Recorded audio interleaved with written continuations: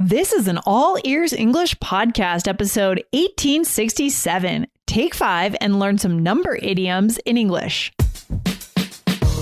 Welcome to the All Ears English podcast, downloaded more than 200 million times. Are you feeling stuck with your English? We'll show you how to become fearless and fluent by focusing on connection, not perfection. With your American hosts, Lindsay McMahon, the English adventurer, and Michelle Kaplan, the New York radio girl, coming to you from Colorado and New York City, USA. To get real-time transcripts right on your phone and create your personalized vocabulary list, try the All Ears English app for iOS and Android. Start your 7-day free trial at allearsenglish.com/app. What is the $64,000 question? In American English, we have some fun number idioms that everyone knows and uses. Find out what they are and how to use them today.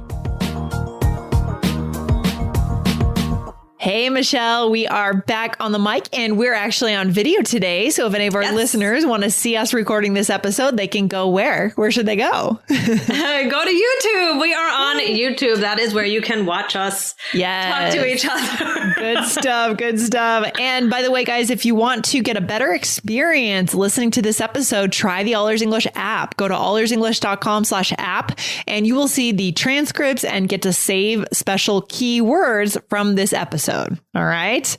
Good stuff. Absolutely. Well, we have a listener question today from Anne Hu from Taiwan. Lindsay, would you like to read the question for us? Yes. This is all about numbers today, right, Michelle? We're talking about numbers. All right. We're going to be accountants. Yeah, accountants. Not my forte, right? Not my forte.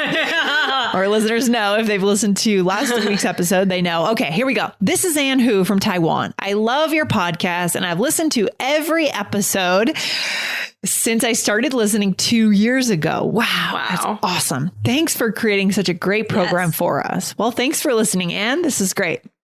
Recently, I was able to watch the X-Files episodes again from 30 years ago, and I do enjoy learning English through these episodes. I collect some phrases regarding numbers, and I would like to know if they were still used now. I appreciate it if you could share in the podcast and if any other useful phrases are available that are related to numbers. Okay, here are the numbers. Number 1, the first thing she asks about is 10 to 1, you can't dance to it. Second thing, Michelle, you want to read it? The second one? Sure. This is a $64,000 question. Number 3, you are my 1 in 5 billion. And the last one is I've been 86'd now. Oh, thanks, best Anne. Oh, great. Okay. Some of these I don't even know.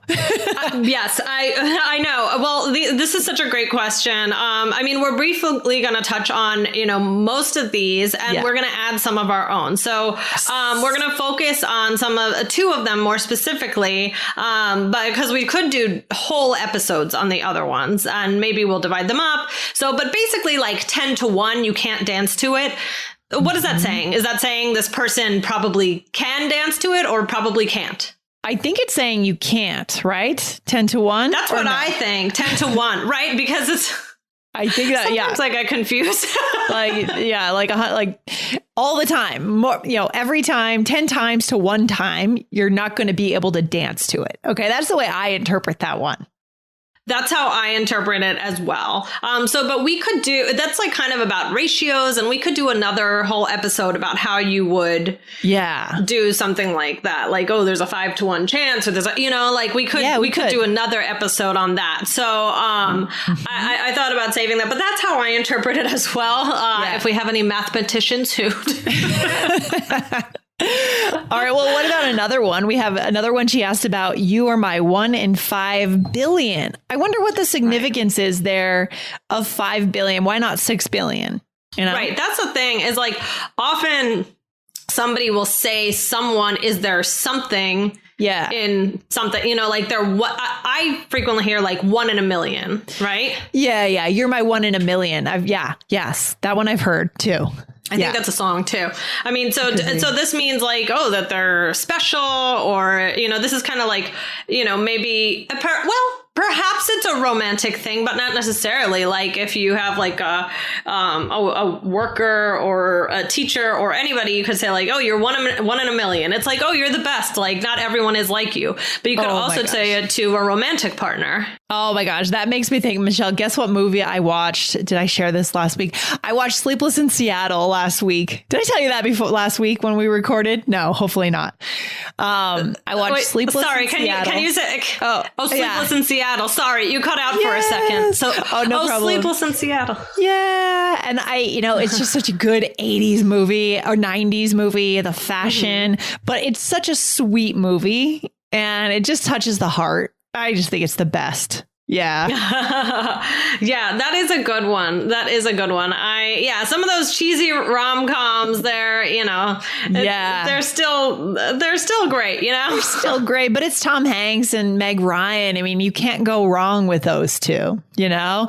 It's a little cheesy, but you can't go wrong. So they're each other's 1 in 5 billion million, however you want to say it. So the point is, this 1 in 5 billion, I don't think it's a super, super common phrase that everyone knows, but we understand the point. You could say you're my 1 in 6 billion. That would be okay, right?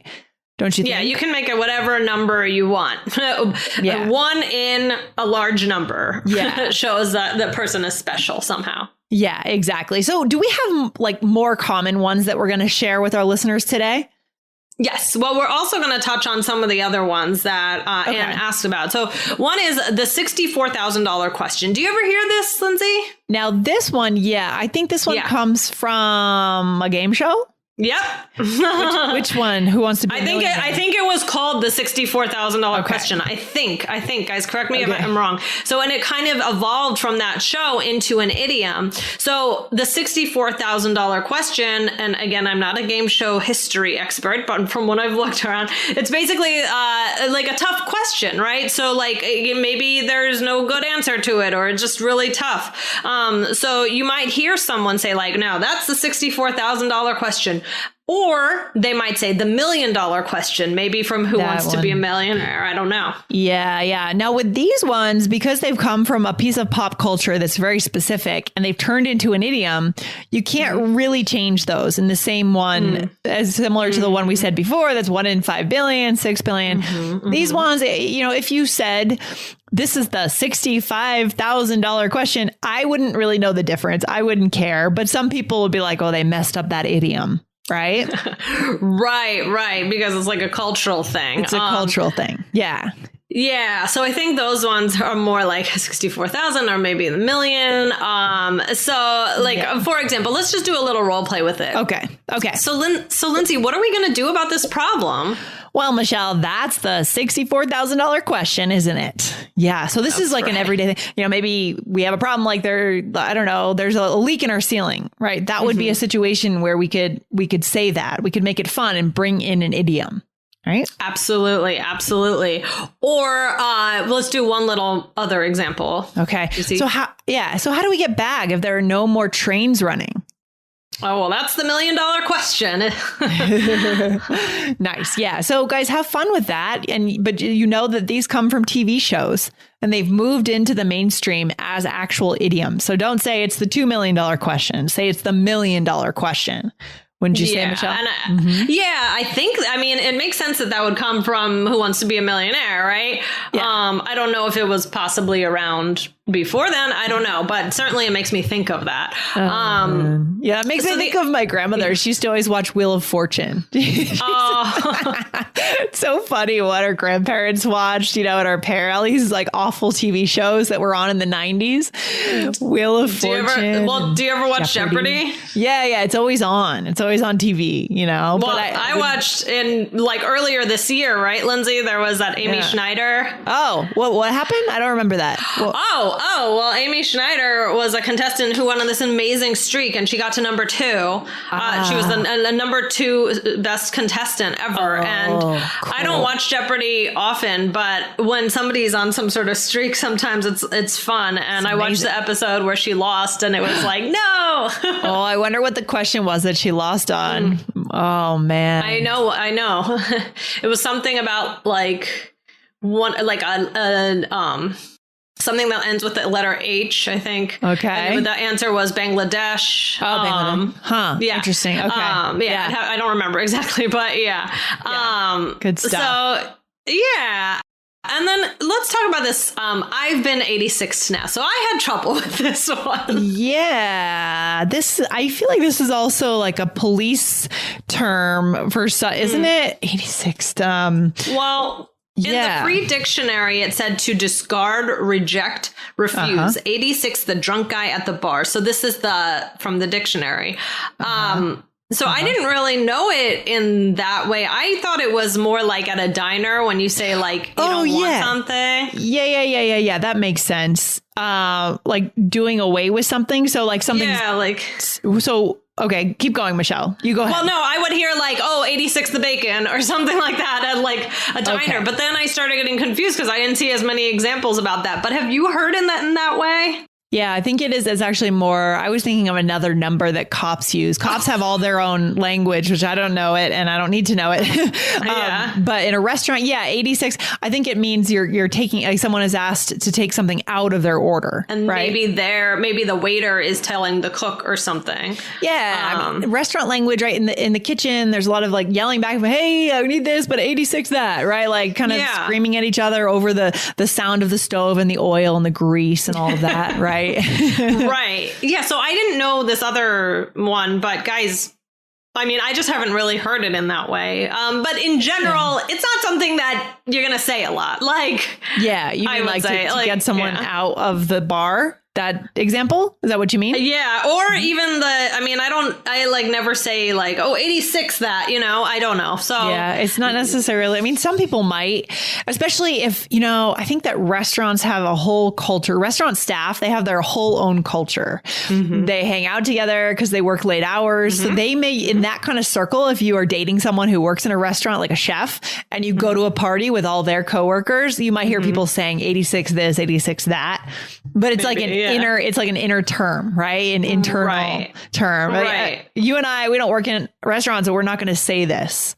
Right. Right. But when I did work, and it's true that you do kind of develop your own, it's like a special thing because I did work in a restaurant and you do hang out very late at night together because you get off very late. There's also, I noticed that among those communities, there's often like a lot of drinking and drugs among those communities, like restaurant, because they're up so late. There is a lot of food because there's leftovers and it's just like, I don't know. It's kind of not the best situation. Depends on who you're working with, I guess. Yeah. But, I had a positive experience, but I did know of some other people. So yes, for sure. Yeah. Okay. Anyways. Anyway, let's do some more number idioms. That's where we're going to take this. So we're going to give you some that I felt were really, really useful, as well as the ones that our listener asked about. So this is, I did some research and I found some of these. I'm going to give credit to dailywritingtips.com because I got a lot of my ideas from there. Cool. So one was 2 left feet.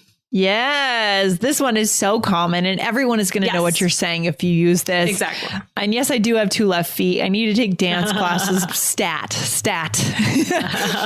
But what does that mean? You have 2 left feet? Really? Are you okay? Yeah, no, I know it's a medical miracle, Michelle. I was born with 2 left feet. No, literally I have a right foot and a left foot. It's just that it means I don't dance well. I just can't dance. Mm-hmm. And it is true about me. I don't know how to dance.